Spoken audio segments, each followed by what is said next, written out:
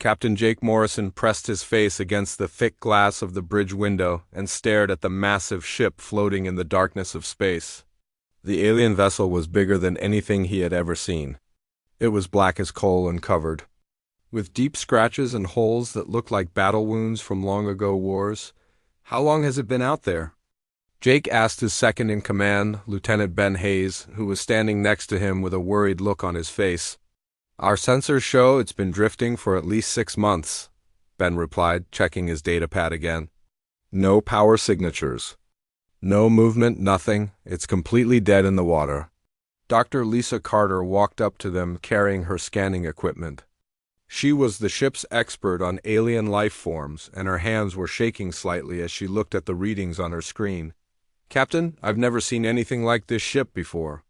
The metal it's made from doesn't match any known materials in our database, and the size of it." She paused and shook her head. "This thing could hold our entire ship inside it 10 times over." Jake turned away from the window and looked at his crew. They were all good people, and he had been flying with most of them for 3 years. The horizon's edge was their home, and they trusted him to keep them safe. But this discovery could change everything they knew about life in the galaxy. "What about life signs?" Jake asked Lisa. "That's the strange part," she said, frowning at her equipment. "There are no life signs at all, but there are still energy readings coming from deep inside the ship. Something in there is still working, even though everything else appears to be shut down." Chief Engineer Amy Parker joined the group on the bridge. Her uniform was dirty from working in the engine room, and she wiped her hands on a rag as she spoke. "Captain, I've been monitoring that ship for the past 4 hours. Whatever technology they use for power, it's way beyond anything we have. The energy patterns are unlike anything I've ever studied." Jake walked over to his captain's chair and sat down heavily. Finding an alien ship was supposed to be exciting, but something about this situation felt wrong. The ship was too big too. Advanced and too empty. "Any response to our communication attempts?" Communications Officer Danny Lewis shook his head from his station across the bridge. "I've tried every frequency we know. Standard galactic protocols, mathematical sequences, even music. Nothing. It's like there's nobody home to answer the phone." "Or they're all dead," Ben said quietly. The bridge fell silent except for the soft humming of their ship's systems. Jake knew they had to make a decision soon. They could either investigate the alien ship or report it to Earth Command and wait for orders. But waiting could take months, and by then the ship might drift away into deep space. "Dr. Carter, what's your professional opinion?" Jake asked. "Is it safe to board that vessel?" Lisa looked at her readings again before answering. "The atmosphere inside appears to be stable. No dangerous radiation levels that we can detect. But Captain, we have no idea what killed the crew or why the ship was abandoned. There could be diseases, weapons, or other dangers we can't scan for." Amy stepped forward.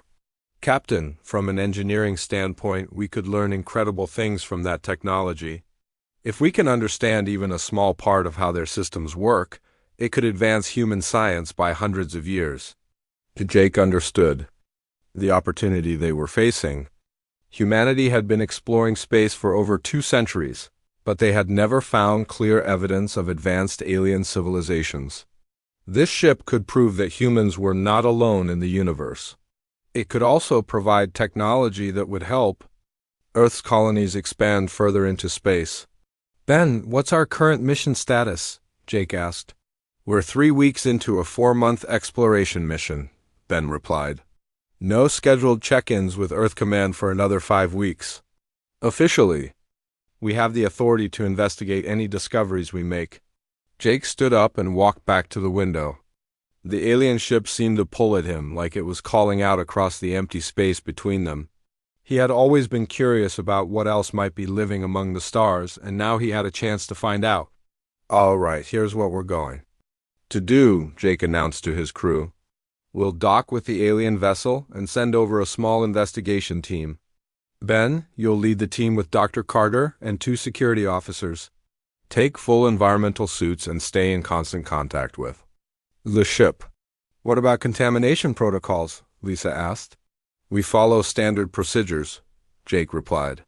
Nothing comes back to our ship without going through complete decontamination. And if anything goes wrong over there, you get back here immediately. Amy raised her hand. Captain, request permission to join the away team. If we're going to understand their technology, you'll need an engineer. Jake thought about it for a moment. Amy was one of his best officers, but she was also one of the people he couldn't afford to lose. Permission granted, but you stay with the group at all times. No wandering off to look at interesting machinery. Understood, sir, Amy said with a small smile. Navigation Officer Kelly Smith looked up from her station. Captain, I'm detecting some unusual gravitational readings around that ship. Nothing dangerous, but the patterns are strange. Like something inside is affecting local space. What kind of something? Jake asked. Kelly shrugged. I wish I knew, sir. The readings are too faint to get a clear picture. But whatever it is, it's been active this whole time. Jake felt a chill run down his spine. An empty ship with something still active inside was not a comforting thought. But they had come too far to turn back now. 2 hours later, the away team was ready to go. Ben checked his equipment one more time while Lisa loaded her scanning devices into waterproof cases. Amy carried a toolkit filled with instruments for analyzing alien technology, and the 2 security officers carried weapons that Jake hoped they wouldn't need to use. Remember, we're explorers, not conquerors, Jake told them as they prepared to leave. We go in, we look around, we take pictures and samples, and we come back. If you find anything that looks dangerous, don't touch it. If you find anything that looks valuable, don't take it without checking with Dr. Carter first. What if we find survivors? Ben asked. Then we follow first contact protocols, Jake replied. Be respectful, be cautious, and remember that you represent all of humanity. The away team climbed into their shuttle and launched toward the alien ship. Jake watched from the bridge as the small craft disappeared into a docking bay on the side of the massive vessel. Then he settled in to wait for their report. Danny, keep an open channel to the away team, Jake ordered. Kelly, monitor those gravitational readings. Amy left technician Chris Walker in charge of engineering, so check with him if anything unusual happens with our systems. Yes, sir, both officers replied. Jake stared at the alien ship and wondered what secrets it held. In a few hours, humanity might learn that they were not alone in the universe. Or they might discover something much more dangerous than they had ever imagined. The thought that bothered him most was Kelly's report about something still being active inside the dead ship. What could survive when everything else had died? And why was it still running after all these months in the cold emptiness of space? Soon, Jake thought, they would have their answers. He just hoped they would like what they found. The shuttle docked with a soft bump against the alien ship's hull. Ben Hayes checked his environmental suit one more time before opening the airlock door. The corridor beyond was dark except for a few dim lights that flickered along the walls. Atmosphere is breathable, but we keep suits on, Dr. Lisa Carter said, reading her scanner. Temperature is cold, but not dangerous. Gravity feels about the same as Earth normal. Amy Parker stepped through the airlock behind them, her engineering tools hanging from her belt. The construction of this ship is amazing, she whispered, running her gloved hand along the smooth wall. Look at these joints, I can't even see where the pieces connect. The 2 security officers, Officers Brad Cole and Nina Ross, moved ahead with their weapons ready. The hallway stretched in both directions, disappearing into darkness. Strange symbols covered the walls, glowing faintly with their own light. Danny, are you reading us clearly? Ben spoke into his radio. Clear as day, came Danny Lewis's voice from the horizon's edge. Captain wants regular updates every 15 minutes. Ben nodded and motioned for the team to move forward. Their footsteps echoed strangely in the corridor as if the walls were made of material that changed the sound. Emergency lighting strips along the floor showed them the way deeper into the ship. They walked for 10 minutes before finding the first body. The alien was tall and thin with gray skin and large eyes that stared at nothing. It wore a uniform that looked like it might have been blue once, but time had faded the color. The creature was sitting at what appeared to be a control station, its long fingers still touching the buttons and screens. How long has it been dead? Ben asked Lisa. Lisa scanned the body carefully. Hard to say exactly, but at least several months. The interesting thing is how well preserved it is. Usually bodies in space get damaged by radiation or temperature changes, but this one looks almost fresh. Amy was studying the control station where the alien sat. These displays are still working, she said with excitement. Look, there are readings and data flowing across the screens. This technology is incredible. They moved through more corridors and found more bodies. All the aliens looked the same, all sitting or standing at their posts as if they had simply stopped working and died where they were. There were no signs of fighting, no damage to the ship, no indication of what had killed them. It's like they all just decided to die at the same time, Nina said quietly.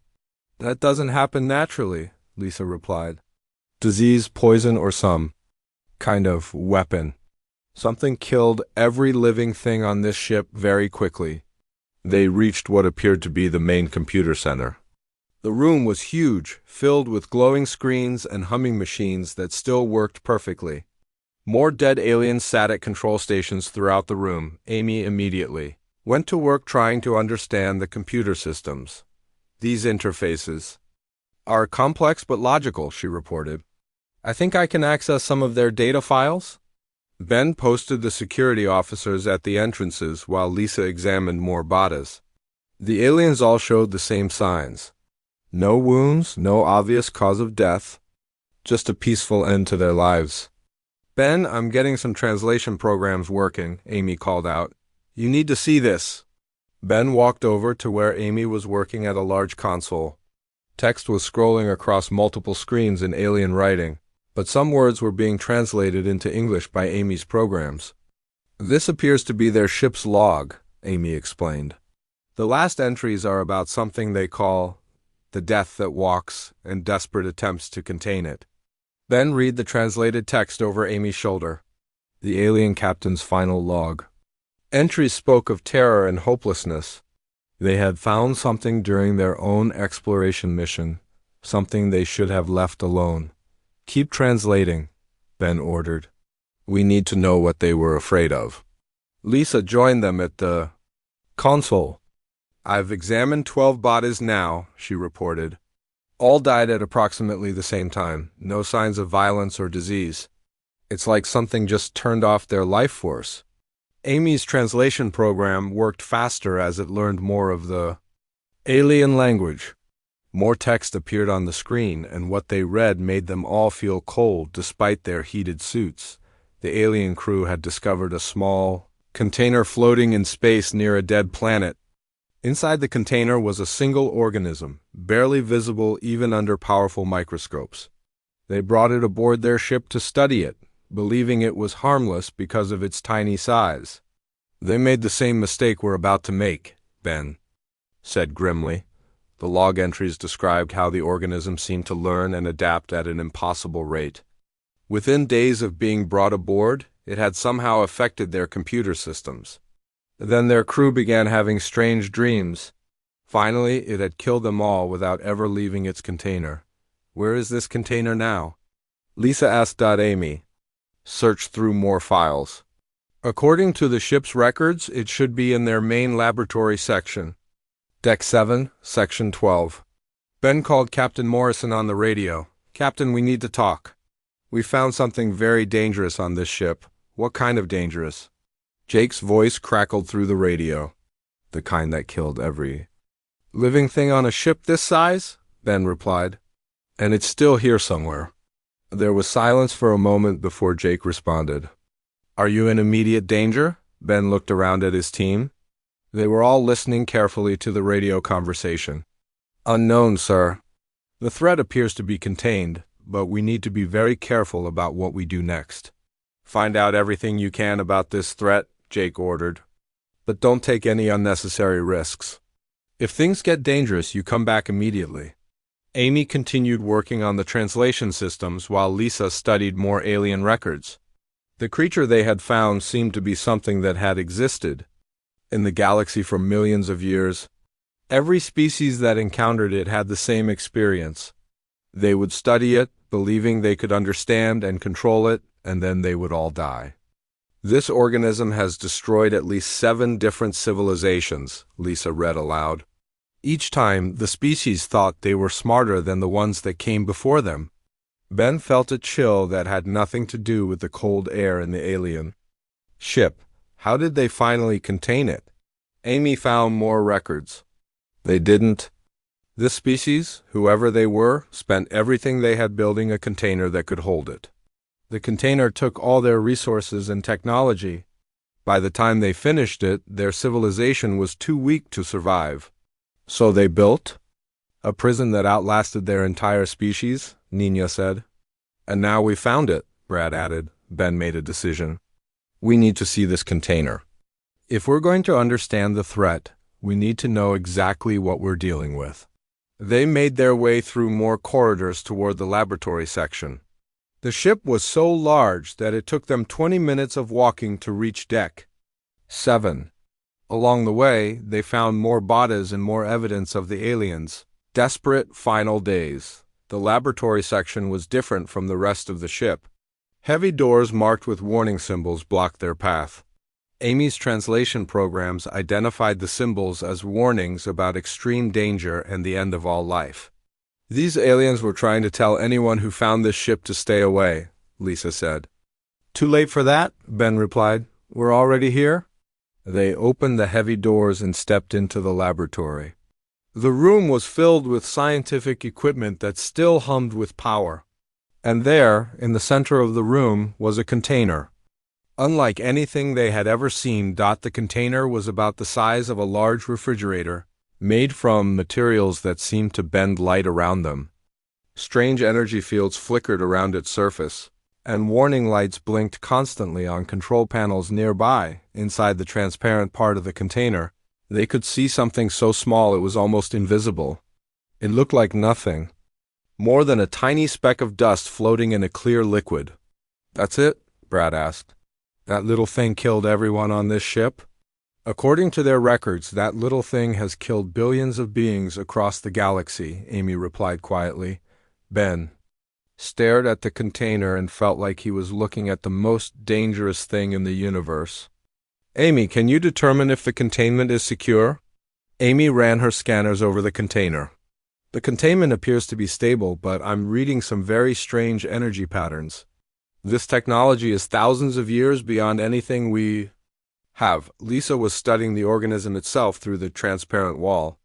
It's not moving, but something tells me it's not really sleeping either. It's like it's waiting for something. Ben made another radio call to Captain Morrison. Captain, we found the source of the threat. We need to discuss our options. What are you recommending?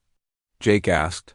Ben looked at his team and then at the innocent-looking container that held the galaxy's most deadly secret. We need to bring it back to our ship for study. But Captain, if we do this, we might be making the biggest mistake in human history. Captain Jake Morrison stood in the cargo bay of the Horizon's Edge, staring at the alien container that his team had brought back from the dead ship. The containment unit sat in the center of the room, surrounded by monitoring equipment and warning barriers. Even through all the safety measures, Jake could feel something unsettling about the small device. Are you absolutely certain the containment is secure? Jake asked Dr. Lisa Carter for the 3rd time in an hour. Lisa checked her instruments again. The alien technology appears to be working perfectly. All energy readings are stable, and there are no signs of containment failure. But Captain, I have to say this again. We are taking an enormous risk by keeping this thing on our ship. Dr. Paul Rogers, Lisa's research assistant, was setting up additional scanning equipment around the container. He was a young scientist who had joined the crew 6 months ago, and his excitement about the discovery was clear on his face. Think about what we could learn from this, Paul said as he adjusted a microscope. This organism has survived for millions of years. It has seen the rise and fall of entire civilizations. The scientific knowledge we could gain is beyond anything we can imagine. Amy Parker was running continuous scans on the container's power systems. The energy source is completely stable, she reported. but I'm reading some very strange patterns in the containment field. It's like the system is designed to contain something much more dangerous than what we can see." Jake walked closer to the container and looked at the tiny speck floating inside. It was hard to believe that something so small could be so deadly. "What exactly are we looking at, Dr. Carter?" Lisa consulted her notes. "From what we can determine, it's a single-celled organism unlike anything in our databases. But calling it a simple cell doesn't really describe what it is. According to the alien records, this creature can adapt and change itself faster than any known form of life." "How fast?" Jake asked. "Fast enough to develop immunity to any weapon or poison within hours," Paul answered. "The alien records show that it can completely restructure its genetic code in response to threats. It's like evolution happening in real time." Communications Officer Danny Lewis entered the cargo bay carrying a tablet computer. "Captain, I've been working on translating more of the alien ship's database." "You need to hear this." Danny activated the tablet and alien text appeared on the screen with English translations below. "This is from their scientific logs. They discovered that the organism isn't just adapting to survive. It's learning about everything around it. Every species that tried to study it taught it something new." Jake read the translated text with growing concern. The alien scientists had documented how the creatures seemed to absorb information about their technology, their biology, and even their thoughts. Each test they performed made it more dangerous. "It's like it was designed to be the perfect predator," Lisa said quietly. "It learns from its prey before it kills them." Chief Engineer Amy looked up from her instruments.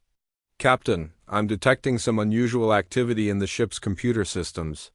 Nothing dangerous, but there are small fluctuations in power distribution that I haven't seen before." "Could it be related to the container?" Jake asked. Amy frowned at her readings. "I don't see how. The container is completely isolated from our systems, but the timing is suspicious. These fluctuations started about an hour after we brought it aboard." Technician Chris Walker's voice came through the communication system from the engine room. "Amy, are you seeing these power readings? Something is drawing tiny amounts of energy from multiple systems throughout the ship. It's like something is scanning our technology." Jake felt a chill run down his spine. "Is it possible that the organism is somehow affecting our ship?" Lisa studied her instruments more carefully. "The containment appears to be holding, but Captain, we may not understand everything about how this creature operates. The alien records suggest it has abilities that go beyond normal biology." Paul was looking through the microscope at the organism, when he suddenly stepped back with surprise. "Dr. Carter, you need to see this. I think it just moved." Lisa quickly looked through the microscope. The tiny speck of life was still floating in the same spot, but something about it seemed different. "It's very subtle, but I think you're right. There's definitely some kind of activity happening." Danny consulted his tablet again. "According to the alien logs, the organism remained completely inactive for the first several days after they brought it aboard their ship, then it began to show signs of awareness." "Awareness of what?" Jake asked. "Everything around it," Danny replied. "The ship, the crew, their technology. It was like it was studying them before it decided what to do next." Jake made a decision. "I want continuous monitoring of both the organism and our ship's systems. If there are any changes, any signs of danger, I want to know immediately." "What?" "About our research?" Paul asked. "We've barely begun to understand what we're dealing with. Research can continue, but safety comes first," Jake replied. "Dr. Carter, what do you need to study this thing without putting the ship at risk?" Lisa thought for a moment. "We need to set up completely isolated systems for observation and testing. No direct connections to the ship's main computers or life support. And we need to be prepared to jettison the entire container into space if things go wrong." Over the next several hours, the crew worked to establish a secure research environment. Amy installed independent power systems that couldn't affect the ship's main functions. Danny set up isolated computer networks for data analysis. Lisa and Paul prepared instruments that could study the organism without making any physical contact, navigation, Officer Kelly Smith monitored the ship's position from the bridge. "Captain, I'm still detecting those unusual gravitational readings," she reported over the communication system. "They're getting stronger, and they seem to be centered on the cargo bay." "What kind of gravitational effects?" Jake asked. "It's like something down there is bending space around itself," Kelly replied. "The readings are very small, but they're definitely there, and they're growing." Jake joined Lisa and Paul at their monitoring station. "Is there any chance this creature could affect gravity?" Lisa looked at her data with confusion. "Based on everything we know about biology, that should be impossible. But Captain, we're dealing with something that has survived for millions of years. We may not understand all of its capabilities." Paul was studying readings from multiple instruments. "Dr. Carter, look at these energy patterns. They're not random. There's a definite structure to them, like the organism is generating some kind of signal." "A signal to what?" Lisa asked. "Maybe to us," Paul said quietly. "What if it's trying to communicate?" Jake stared at the container and wondered if they were making a terrible mistake. Every species that had encountered this organism had believed they could understand and control it. Every one of them had been wrong. "Danny, find out everything you can about how the other species tried to communicate with this thing," Jake ordered. "And find out what happened to them when they succeeded." Danny worked on his translation programs while the others continued their research. After an hour, he found what he was looking for. "Captain, the alien records show that 3 different species managed to establish communication with the organism. All 3 civilizations were completely destroyed within days of first contact." "How were they destroyed?" Jake asked. "The records aren't clear about the exact method," Danny replied. "But in each case, the organism seemed to learn everything. It needed to know about the species from their attempts to communicate. Then it escaped containment and spread across their entire civilization." Lisa was studying the organism through her microscope when she noticed something that made her step back quickly. "Captain, I think we have a problem. The organism has definitely changed position, and it appears to be oriented toward our observation." "Equipment. You mean it knows we're watching it?" Jake asked. "I think it's watching us back," Lisa replied. Jake looked at the tiny speck in the container and realized that humanity might be facing the same test that had destroyed countless other civilizations. The question was whether humans had something different to offer, or whether they would simply become another entry in the organism's long history of conquest. "Continue monitoring, but everyone stays alert," Jake ordered. "We may be dealing with something far more intelligent than we realized." As if responding to his words, the lights in the cargo bay flickered once, then returned to normal. But Jake noticed that the organism had moved again, and this time it seemed to be looking directly at him through the transparent wall of its prison. Chief Engineer Amy Parker ran through the corridors of the Horizon's Edge with her tools bouncing against her belt.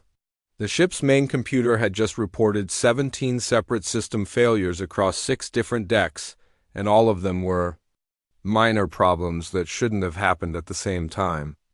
"Chris, what's the status on the navigation system?" Amy called into her radio as she reached the first problem area. Technician Chris Walker's voice came back filled with worry. "The navigation is working, but it's running calculations that nobody asked for. It's like someone is using our computers to solve math problems we don't understand." Amy opened an access panel and looked at the circuits inside. Everything appeared normal, but her scanner showed energy patterns that didn't match any standard operations. "The power drain is tiny, but it's coming from systems all over the ship." In the cargo bay, Dr. Lisa Carter was watching the organism with growing alarm. The tiny creature had moved to the center of its container and appeared to be pulsing with a faint light that hadn't been there before. "Dr. Rogers, are you seeing this?" Lisa asked her assistant. Paul Rogers looked through his microscope and nodded. "The organism is definitely more active than it was yesterday. And look at these readings. It's generating some kind of electromagnetic field."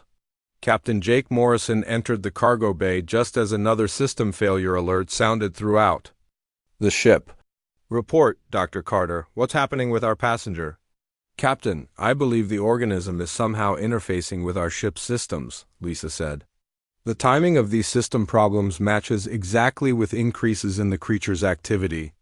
How is that possible? Jake asked. The container is completely isolated from our systems. Lisa consulted her instruments. I don't know how it's doing it, but the evidence is clear. Every time the organism becomes more active, we get more system irregularities throughout the ship.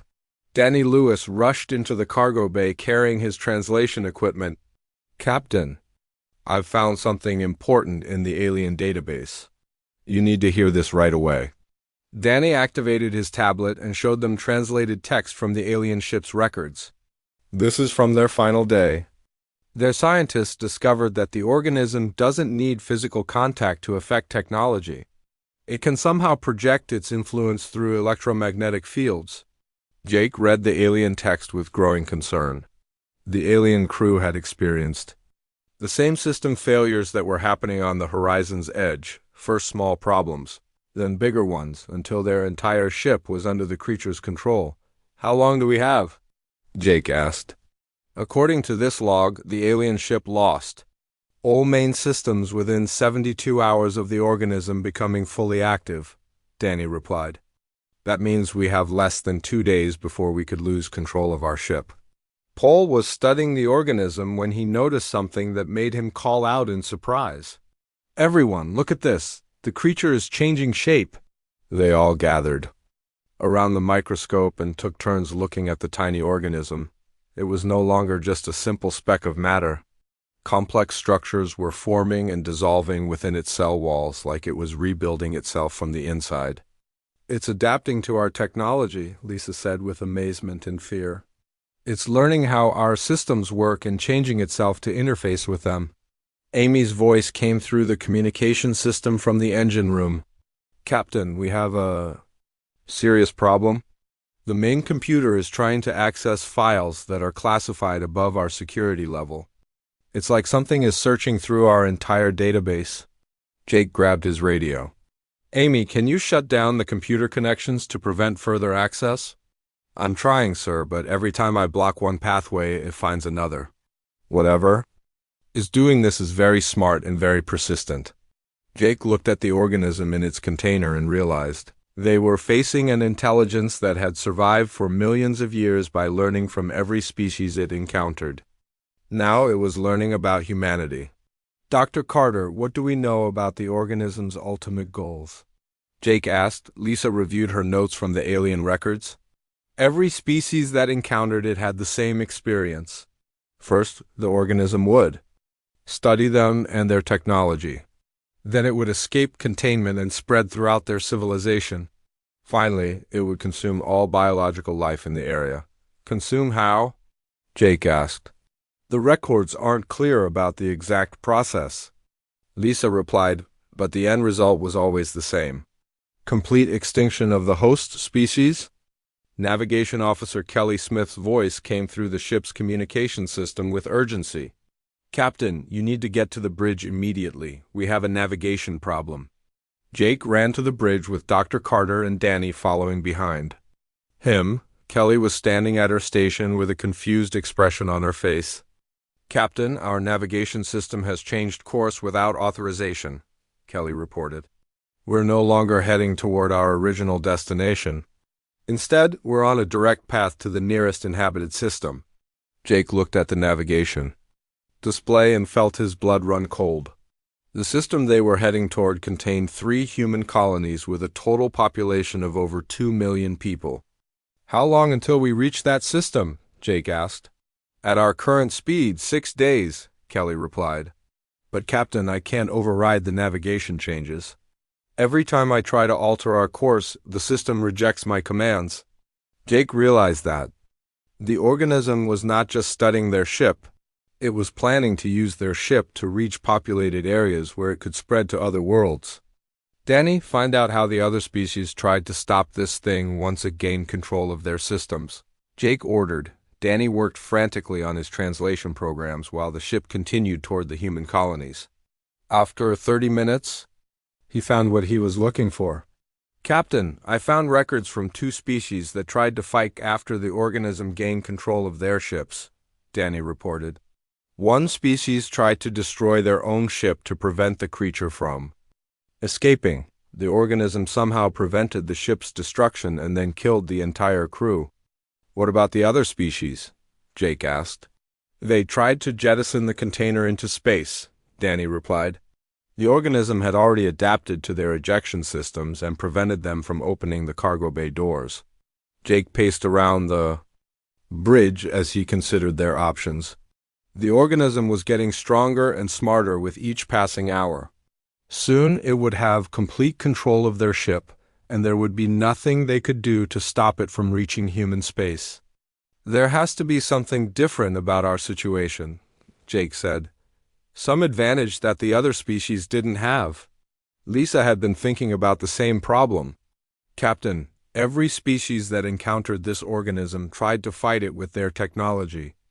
They used their most advanced weapons, their strongest containment systems, their smartest computers.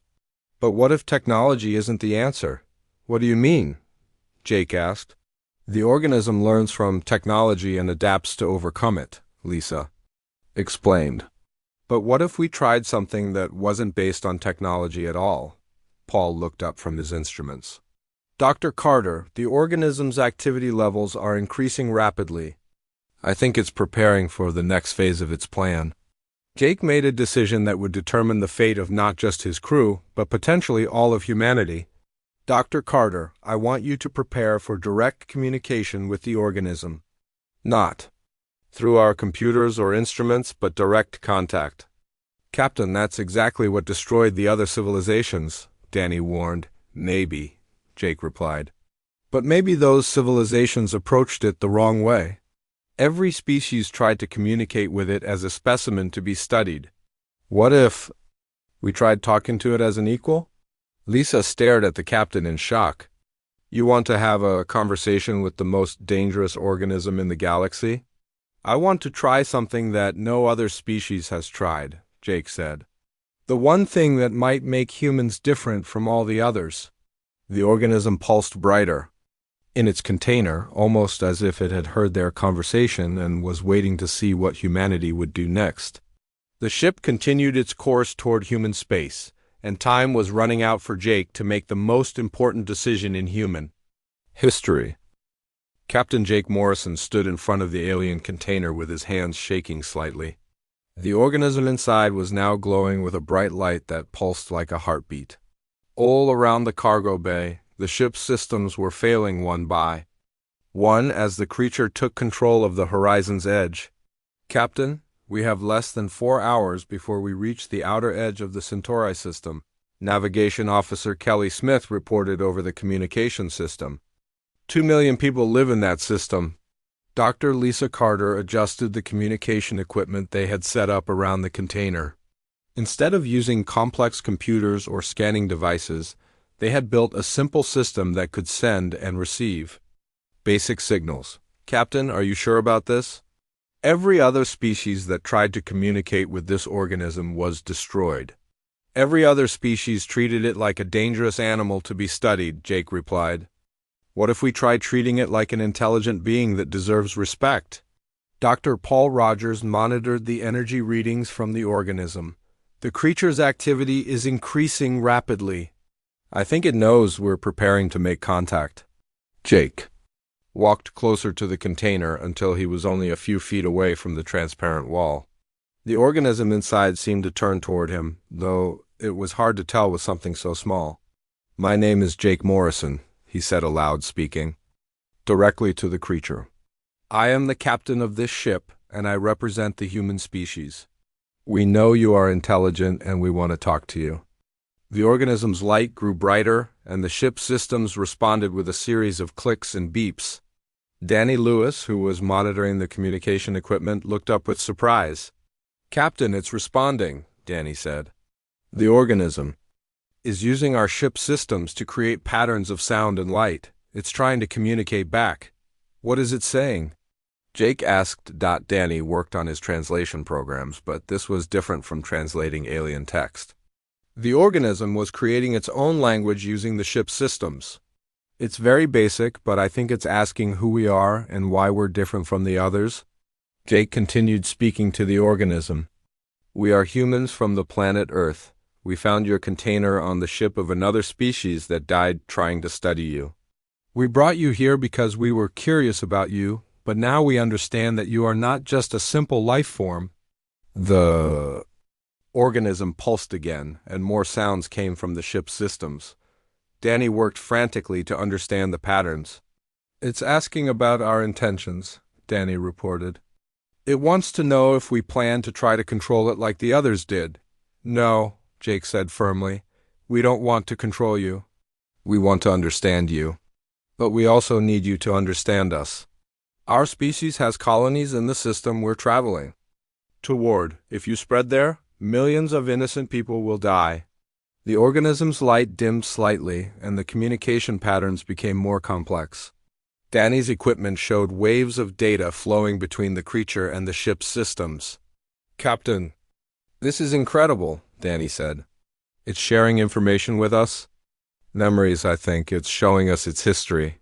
Through the ship's displays, images began to appear. They saw ancient civilizations rising and falling, species that had built great cities and traveled between stars. They saw the same pattern repeated over and over again. Each species would find the organism, study it, try to use it for their own purposes, and then die when they lost control. It's not evil, Lisa said with wonder as she watched the images. It's a test. It's testing each species to see if they're wise enough to deserve survival. Jake understood now. You're not trying to destroy civilizations. You're trying to find one that's ready for something greater. The organism pulsed brightly, and new images appeared on the screens. They showed species that had passed the test, civilizations that had approached the organism with wisdom instead of greed. These species had been rewarded with advanced knowledge and technology that helped them grow beyond their original limitations. What do we need to do to pass your test? Jake asked. The answer came not in words but in feelings that somehow reached every member of the crew. The organism shared its purpose and its loneliness. For millions of years, it had traveled the galaxy looking for a species mature enough to become its partner instead of its victim. Chief Engineer Amy Parker, who had been listening from the engine room, suddenly understood something important. Captain, the organism isn't trying to take over our ship. It's trying to help us. The course changes, the system modifications, it's upgrading our technology. Jake looked at the readings on the displays around the container. The organism had indeed been improving their systems, not damaging them. Their engines were running more efficiently, their computers were processing data faster, and their life support systems were working better than ever before. You've been teaching us, Jake said to the organism, just like you taught the others who passed your test. The creature's light became warm and steady. Through the ship's communication systems, it began sharing knowledge that humanity had never imagined. Advanced physics, medical techniques that could extend human life, and technologies that could help Earth's colonies expand safely throughout the galaxy. Paul was recording everything on his instruments. Captain, the information it's sharing would advance human science by thousands of years. This is the greatest discovery in human history. But Jake understood that the real test was not about gaining knowledge. It was about proving that humanity was wise enough to use that knowledge responsibly. We accept your gift, Jake said to the organism. But we also accept the responsibility that comes with it. We promise to use this knowledge to help our species grow, not to dominate others. The organism pulsed one final time, and then its light began to fade. But it wasn't dying. Instead, it was returning to its dormant state, satisfied that it had found what it was looking for. Captain, Kelly reported from the bridge, our navigation systems are back under our control. But we're still heading toward the Centauri system. That's fine, Jake replied. We have important news to share with the colonies there. Humanity is no longer alone in the universe, and we have a new teacher to help us grow. Dr. Carter was studying the organism, which had returned to its original tiny size. It's dormant again, but the container is still active. I think it's waiting to see what we do with the knowledge it gave us. Jake looked around at his crew and realized that everything had changed. They were no longer just explorers looking for new worlds to claim. They were students who had been given the greatest lesson in the galaxy, and it was their responsibility to share that lesson with the rest of humanity. "Danny, send a message to Earth Command," Jake ordered. "Tell them we've made contact with an intelligence that has been testing species throughout the galaxy for millions of years. Tell them that humanity passed the test." As the Horizon's Edge continued toward the Centauri system, Jake wrote his final log entry about their encounter with the organism. He wrote about how every other species had failed the test, because they tried to use force and technology to control something they didn't understand. Humanity had succeeded because they had done something different. They had shown respect, humility, and a willingness to learn. The organism remained in its container, no longer a threat but a guardian and teacher. It had found what it was looking for in the darkness of space, a species that understood that true strength came not from the ability to destroy, but from the wisdom to know when not to use that power. Humanity had encountered the deadliest organism in the galaxy and discovered that sometimes the greatest dangers become the greatest opportunities for those brave enough to approach them with an open hand instead of a closed fist. The creature that had destroyed countless civilizations became humanity's guide to a future among the stars, proving that wisdom and respect could overcome even the most ancient and powerful forces in the universe.